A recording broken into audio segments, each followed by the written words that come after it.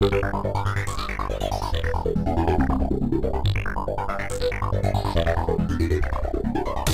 you see what hides in the space between the stars? Welcome back to Lurking Dusk. I'm Benny Paulsen, and tonight we're talking about visitors from outer space. Over the past decade, Graniville has seen an incredibly large rise in alien abduction claims. That's not to say that there are a lot of residents claiming to have been abducted, but a margin of 10 to 15 residents who have claimed to have been abducted multiple times. Being that Graniville is a fair-sized town, it took some time to track down and speak to all of the town's abductees. But once I found them, I found a treasure trove of alien information. Some abductees had similar stories, but there were a few who had different stories and descriptions. These people who had new information had all lived in a small area in the part of town closest to Lake Polwort. The description of each event was different between the two groups, leading me to believe that something may not be as it seems with these so-called aliens. While I was finding these citizens to talk to, one particular citizen wasn't home when I had gone to their house, and didn't seem to have been seen anywhere else around town. All right. I won't keep you in suspense any longer. Let's dissect these stories. The first group of abductees I talked to had stated that the aliens they had seen looked somewhat like featherless ravens with shrimp-like legs. They had said that the aliens did not make any noises from their protruding mouths. When asked what had happened during the abduction, they had stated that it wasn't much. The subjects were given various pills and given instructions to swallow them through various gestures. The pills had seemingly no effect, and shortly afterward, the citizen would find themselves sitting in bed, no memory of how they had left the alien testing room. The second group of citizens, nearest to Lake Polwort, had given me a very little to go by when I had asked them about their experiences. None of the subjects had been able to give me a description of the appearance of these beings, some stating that they only remember being terrified and somewhat sickened. Some subjects said that they had long, needle-like things pierce through their body, and some saw-like appendages removing various limbs while simultaneously numbing the area. Others had said they had visions embedded into their minds, visions that gave them incomprehensible knowledge, pushing them to the edge of sanity. I'm currently being told we actually have a caller on the line who is saying that they have had an abduction experience. Let's see what they have to say. Hello, caller. Hello. My name is Dianne Woods. I'd heard that you'd been looking for me, so I thought I'd give you a call. Ah, wonderful. Thank you for calling in, Dianne. Have you called to tell us about your experience? Yes. Yes, I have. I feel it's only proper to start from the beginning. I'm an electrical engineer. I moved to town about 3 years ago. At first, it was just me and Shauna. Our life together was quiet and peaceful. About as much fun as I could ask for, honestly. And then, one day, I was walking home from work. I generally take a back route home that leads me through some wooded parks. One moment I was here, the next I was elsewhere. I saw these things that looked like, well, I can never remember how they look. They put me through some hellish physical tests and, well, I don't remember much from that day. It felt to me like hours, but when I'd gotten home, no time had passed at all. It was as if it didn't happen. I'm so sorry. Don't interrupt me, please. Too many people interrupt. I told Shauna what happened, and she supported me, but I knew she didn't believe me. She told me to wave it off, and I thought I could, but they kept coming. But as they kept coming, I realized they weren't bad. They don't hurt me. I'm not scared anymore. Their visits are, well, not pleasant, I suppose, but they're an escape. I don't tell Shauna anymore. But I wish I could.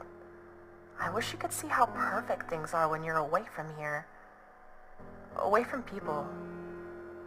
Sure, they're horrifying when you first meet them, but things with them are peaceful. Almost utopic. Their presence is calming and enjoyable. It fills me with a type of gratitude. I've never been good at analyzing feelings, but I started to look forward to their visits, and I still do to this day. Even now. There it is. Do you see it? A beautiful pillar of colorful light. It's so bright. They're so beautiful. Oh, it's so very, very... Dianne? Dianne. Listeners, I'm going to go find out what happened to Dianne. While I'm gone, take the time to enjoy some radio.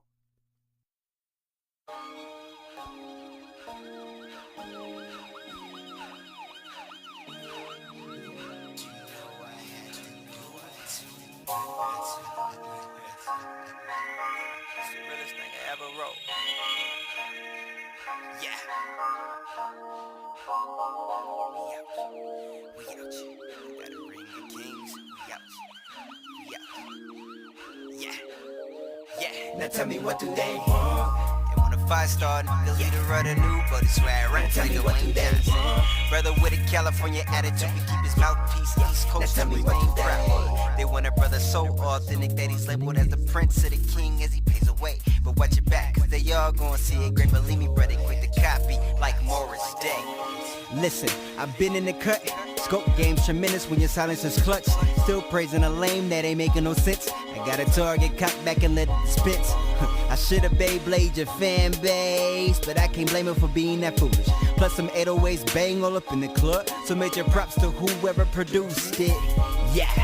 Don't be facetious, believe me, hip-hop is not what you thought it was. Real rappers are rare, now look at the XXL class and they say that their next gen is embarrassing. Like it or not, I'm just blunt, like my last name was Trump. F that, like Kendrick, boy, these niggas corrupt, but it's a new season. I'm taking the game over, and if you're with me, then let's get ready to commit some treason. But you won't find me behind the gate, I stay on top of my game, but my position is safety. These other rappers ain't manning up. If you playing with prison, you might as well should just pass it up. All you do is talk drugs, guns, women, and money while style jacking and base your lyrics off the metaphor. I keep it 100. Before you talk about it, spending money, man, that statement's probably reflecting your credit score. They want a five-star leader of the new, but it's swag bad like Wayne Michael. They want a new leader of a city that can rival any of his idols. Cali born but Vegas raised. Northtown, little buddy, I rap all day. They say the game's too soft, paved the way. Rickie B, remember the name. Yeah, no need to explain it. Last night I had a bad dream. That there was a new kid in the city. He was killing us off and put his name up in history. He was a star, my Well, wake up, new king gon' make change, so be clear. Generation been bad luck, y'all ain't suck, but one more thing still remains, nigga, we out here. We out here. I got a ring of kings, we out here. Barred up and ready to take over the streams, nigga, we out here. Yeah, new king gon' make change, so be clear. Y'all bad luck, who gassed up these lanes, bro, one more thing still remains. Listen, I am not gon' lose.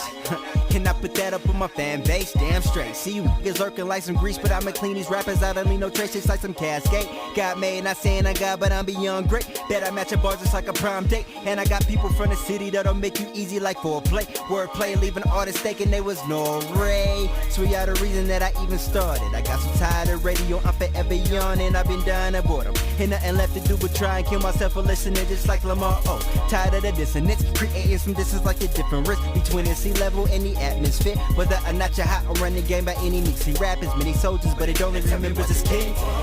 They want a 5-star, the leader of the new boys, swag bad like his name Michael. They want a new leader of a city that can rival any of his idols. Cali born but Vegas raised. Northtown little nigga, I rap all day. They say the game's too soft, paved the way. Rickie B, remember the name. Yeah, no need to explain it. Last night I had a bad dream. That there was a new kid in the city. He was killing us off and put his name up in history. He was a star, my Well, wake up, new king gon' make change, so be clear. Generation been bad luck, y'all ain't suck, but one more thing still remains. We out here, we out here. I got a ring of kings, we out here. Barred up and ready to take over the streams, we out here. Yeah, new king gon' make change, so be clear. Y'all bad luck, who gassed up these lanes? Bro, one more thing still remains. Nigga, yeah. We out here.